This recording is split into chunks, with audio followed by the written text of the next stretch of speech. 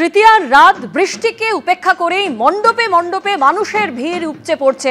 কিছুক্ষণ আগেই আপনারা জানেন যে বেশ ভারী বৃষ্টি আমরা দেখতে পারি, কিন্তু সেই বৃষ্টিকে উপেক্ষা করেই মানুষের ভিড় কিন্তু একের পর এক পুজো মণ্ডপে লক্ষ্য করা যাচ্ছে। সুরুচি সঙ্গের ছবি আপনারা এই মুহূর্তে দেখতে পাচ্ছেন। শুধু সুরুচি সংঘই নয়, বিভিন্ন পুজো মণ্ডপে একইভাবে দেখা যাচ্ছে যে মানুষ কিন্তু তারা বেরিয়ে পড়েছেন, কেউ ছাতা হাতে বেরিয়ে পড়েছেন, কেউ রেনকোট পরে বেরিয়ে পড়েছেন, কিন্তু পুজোর আনন্দ পেতেই হবে এবং সেই জায়গা থেকে উৎসব মুখর বাঙালি এই মুহূর্তে তৃতীয়ার সন্ধ্যায় একেবারে উৎসবকে চেটে পুটে উপভোগ করছে।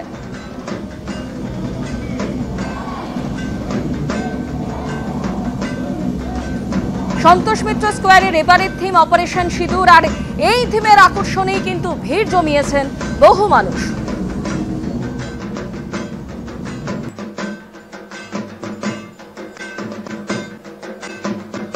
প্রসঙ্গত কেন্দ্রীয় স্বরাষ্ট্রমন্ত্রী অমিত শাহ তিনি আজ রাতেই আসছেন। তিনি সন্তোষ মিত্র স্কোয়ারের পুজো উদ্বোধন করবেন বলে জানা যাচ্ছে। বিভিন্ন জায়গা থেকে আমাদের বিভিন্ন প্রতিনিধিরা রয়েছেন, আপনাদের সামনে তুলে ধরবো। সুরুচি সংঘ থেকে রয়েছেন রুমা পাল, সন্তোষ মিত্র স্কোয়ার থেকে রয়েছেন ব্রতদেব ভট্টাচার্য, অন্যদিকে শ্রীভূমি স্পোর্টিং ক্লাব থেকে সুকান্ত মুখোপাধ্যায় এবং আরেক প্রতিনিধি আমাদের সঙ্গে রয়েছেন কুমোরটুলি সর্বজনীন থেকে সৌমিত্র রায় আমাদের সঙ্গে রয়েছেন। প্রথমেই সন্তোষ মিত্র স্কোয়ারের ছবি তুলে ধরবো। ব্রতদেব ভট্টাচার্য আমাদের সঙ্গে রয়েছেন। ব্রতদেব, আমরা বৃষ্টি হবার আগের ছবিটাও দেখেছি এবং বৃষ্টির পরেও কিন্তু দেখা যাচ্ছে যত রাত বাড়ছে ভিড় বাড়ছে। একেবারে দেখো, বৃষ্টিও কিন্তু মানুষের এই উৎসাহে কোনো ভাটা ফেলতে পারেনি। কিছুক্ষণ আগে তুমুল বৃষ্টি হয়েছে, কিন্তু সেই বৃষ্টি মাথায় দিয়েই প্রচুর মানুষ তারা ছাতা মাথায় নিয়ে কেউ রেনকোট পরে কিন্তু এই সন্তোষ মিত্র স্কোয়ারের পুজো মণ্ডপে ভিড় জমিয়েছেন। এখনও ছবিটার কিন্তু কোনো ব্যতিক্রম নেই বা বদল নেই। প্রচুর মানুষ, রাত বেড়েছে কিন্তু তাতেও তাদের উৎসাহে কোনো ভাটা পড়েনি। প্রচুর মানুষ লাইন দিয়ে সন্তোষ মিত্র স্কোয়ারে ঢুকছেন। কিছুক্ষণের জন্য যখন বৃষ্টি হচ্ছিল সাময়িকভাবে মণ্ডপ বন্ধ করে দেওয়া হয়েছিল, কিন্তু তখনও সন্তোষ মিত্র স্কোয়ারের যে মূল গেটের বাইরে প্রচুর মানুষ অপেক্ষা করছিলেন কখন এই মণ্ডপ আবার খোলা হবে। আজকে সন্ধ্যেবেলায় বৃষ্টির যে ঝলক দেখা গেল, ঠিক এইরকমই ঝলক কিন্তু আগামী কয়েকদিনও থাকবে, এমনটাই আলিপুর আবহাওয়া দপ্তরের পূর্বাভাস। আগামীকাল বিক্ষিপ্ত বৃষ্টি হওয়ার পূর্বাভাস রয়েছে এবং 27 তারিখ বৃষ্টি সামান্য বাড়ারও পূর্বাভাস রয়েছে। যদিও দিনভর বৃষ্টি হওয়ার আশঙ্কা নেই, তবুও বঙ্গোপসাগরে যে ঘূর্ণাবর্ত তৈরি হয়েছে এবং 27 তারিখ সকালে সেটা গভীর নিম্নচাপে পরিণত হয়ে দক্ষিণ উড়িষ্যা এবং অন্ধ্র উপকূলে আছড়ে পড়বে, ল্যান্ডফল হবে তার জেরেই মূলত কিন্তু এই বৃষ্টি। যদিও 28, 29, 30 এবং 1 এই 4 দিন বৃষ্টির পূর্বাভাস থাকলেও জোরালো বৃষ্টির কোনো পূর্বাভাস নেই বা দিনভর নাগাড়ে বৃষ্টি হওয়ার পূর্বাভাস নেই।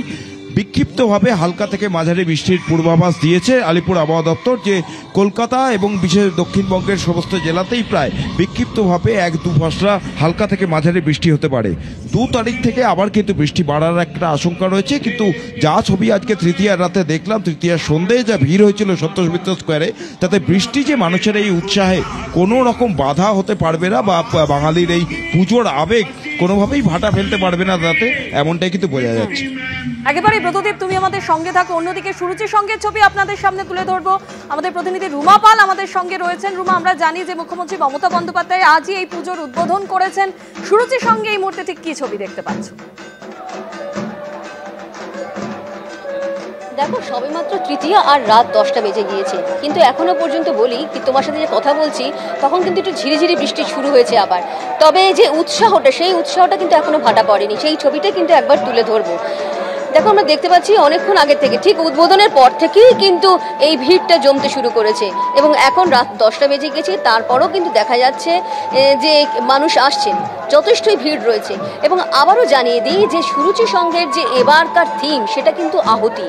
আহুতি একদম ব্রিটিশ সাম্রাজ্য, সেই সময় যে কারাগার, একদম যে স্বাধীনতা সংগ্রামীদের যে তাদের যে আগুনকে প্রশমিত করার জন্য, তাদের যে দেশকে স্বাধীন করার যে আগুন তাদের মনে জ্বলছিল, সেটাকে প্রশমিত করার জন্য এবং তাকে আটকানোর জন্য যে কারাগার তৈরি করা হয়েছিল, ঠিক সেই কারাগারে কিন্তু তুলে ধরা হয়েছে। এবং একের পর এক বিপ্লবীরা তারা যে তাদের আহুতি দিয়ে দিয়ে এই দেশকে স্বাধীন করেছেন এবং সেই ছবি কিন্তু এখানে তুলে ধরা হয়েছে।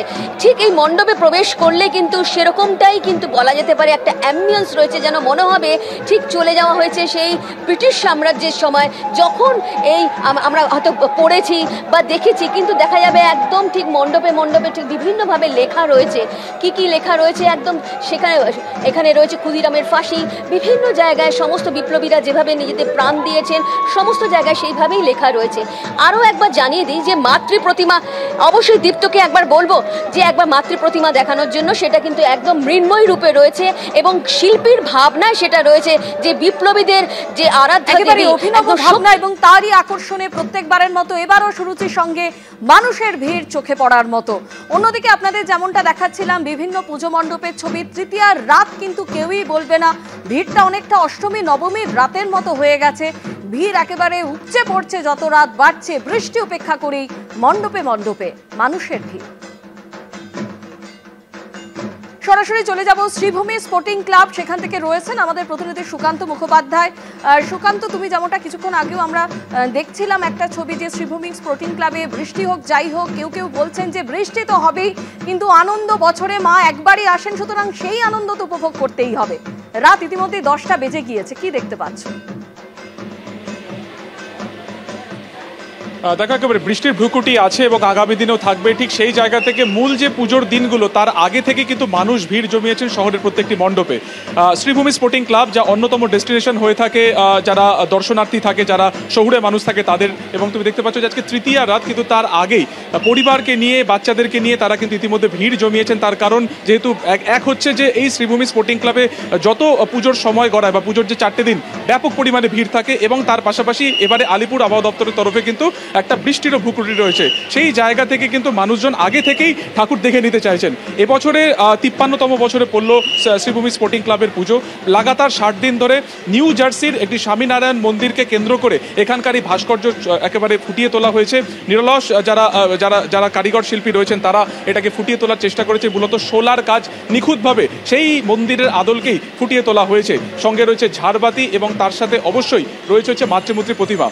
স্বামী নারায়ণ যে মন্দির রয়েছে সেই স্বামীনারায়ণ মন্দিরের যে আদল, সেই আদলেই কিন্তু যিনি মৃৎশিল্পী রয়েছেন প্রদীপ পাল, তিনি এই একেবারে মাতৃমূর্তিকে ফুটিয়ে তোলার চেষ্টা করেছেন। একেবারে শুভ্র সাদা রঙে পুরোপুরি ভরিয়ে দেওয়া হয়েছে এই মাতৃমূর্তি প্রতিমাকে, এবং ঝাড়বাতি তুমি দেখতে পাচ্ছ লাগাতার 60 দিন ধরে নিরলস পরিশ্রমের মাধ্যমে কিন্তু ফুটিয়ে তোলা হয়েছে শ্রীভূমির এই পুজো। ফলত যত রাত বাড়ছে ততই কিন্তু মানুষের ঢল বাড়ছে। যে ছবি তুমি দেখতে পাচ্ছ তা একেবারে শুধুমাত্র ক্যামেরার মাধ্যমে দেখালে বোঝা যাবে যে এটা হয়তো অষ্টমীর রাত কিংবা নবমী বা দশমীর রাত, কিন্তু এটা এখনো পর্যন্ত পুজোর শুরুই হলো না। বলা চলে যে স্লগ ওভারের একটা সময়, তার মধ্যেই যে হারে পুজোতে মানুষ ভিড় জমাচ্ছেন, প্রত্যেকটা মণ্ডপে ভিড় জমাচ্ছেন বৃষ্টিকে মাথায় রেখে পরিবারকে নিয়ে, সেটা কিন্তু অবশ্যই আগামী দিনে এই ভিড় কতটা বাড়তে পারে, আগামী দিনে ভিড়ের সংখ্যা আরো কতটা বাড়তে পারবে তাতে কিন্তু অনেকটাই সহজে সকলেরই নজর থাকবে সেদিকে। বেলগাছিয়া কেন্দ্রীয় সর্বজনীন দুর্গোৎসব কমিটির পুজো এবার 98 বছরে পা দিল। এবারে থিম নবদুর্গা, ধানের শীষ পাট দিয়ে তৈরি অসাধারণ মণ্ডপ। প্রতিমা সাবেকি এবিপি আনন্দর পুরাণ ভাবনায় সেরার পুরস্কার জিতে নিয়েছে বেলগাছিয়া কেন্দ্রীয় সর্বজনীন দুর্গোৎসব কমিটি।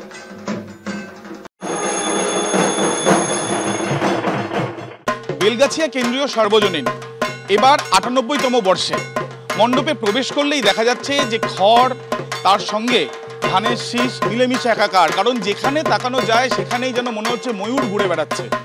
আর এবারে সবথেকে বড় আকর্ষণ নবদুর্গা। নবদুর্গা মানেই কত পৌরাণিক কাহিনী, যে কাহিনীগুলো এই মণ্ডপে ঢুকলেই চোখের সামনে যেন ভেসে উঠবে, তার সঙ্গে সাবেকি প্রতিমা, সব মিলিয়ে শারদানন্দ 2025-এর পুরাণ ভাবনায় সেরা এই ক্লাব।